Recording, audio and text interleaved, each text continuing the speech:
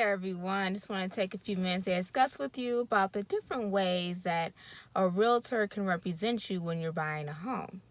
So there can be the listing agent, they can be the sub agent, they can be the buyer's agent, they can be the dual agent, or they can be the transaction coordinator.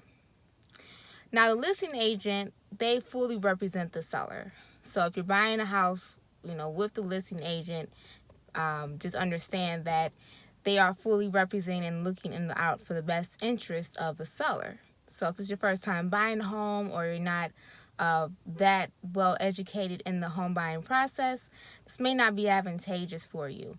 I know some people think that if they work with just a listing agent, they'll get a better deal, which is not necessarily true. And even if you did get a better deal, do you really know if you got just because the price was better that you actually got a great deal on the home?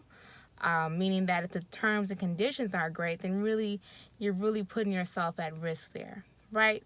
And then obviously if you're working on with listing agent, then you got to call every particular house to work just with that listing agent, and it's just more work on yourself.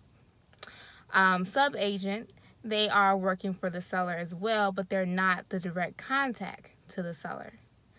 So only time that it may make sense to do this is if you're very confident in buying a home and you are well educated. But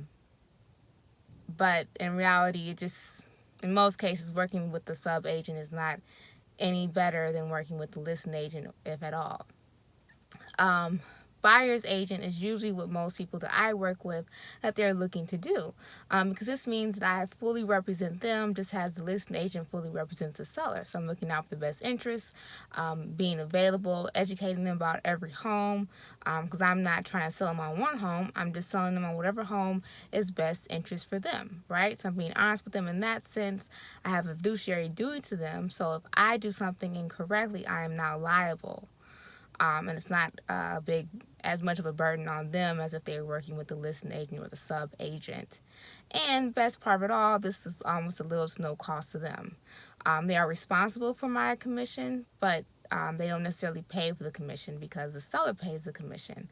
So as long as the seller is paying realtors or buyer's agents the correct fee, then my buyer doesn't pay any commission. Only thing they're paying for is a small compliance fee to keep their documents secure for 7 years. So if they have any lawsuits or any issues, I can always give them those documents to help protect them even more. So that's worth the fee as well, I think. Now, the dual agent is the person that represents the seller and the buyer.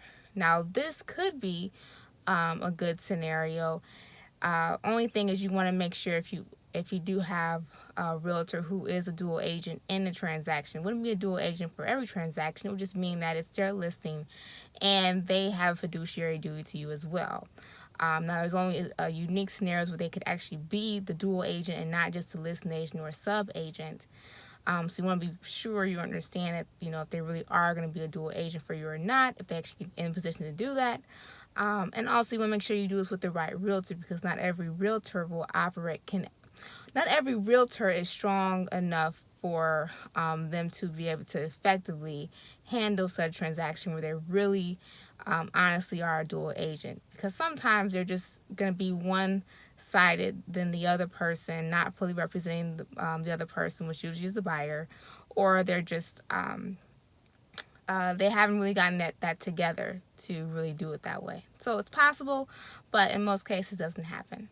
And the last way is they can be a transaction coordinator. Now, a transaction coordinator doesn't work for either the seller or the buyer.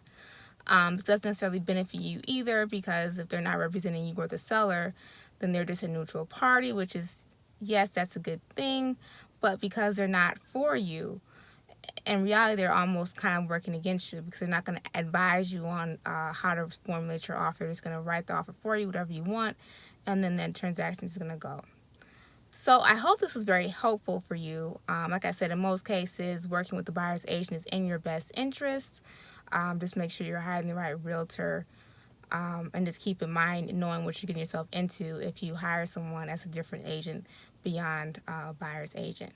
So if you have any questions, leave a comment below, or you can email me at closewithpatrice@gmail.com. All right, thanks. Have a good one. Bye.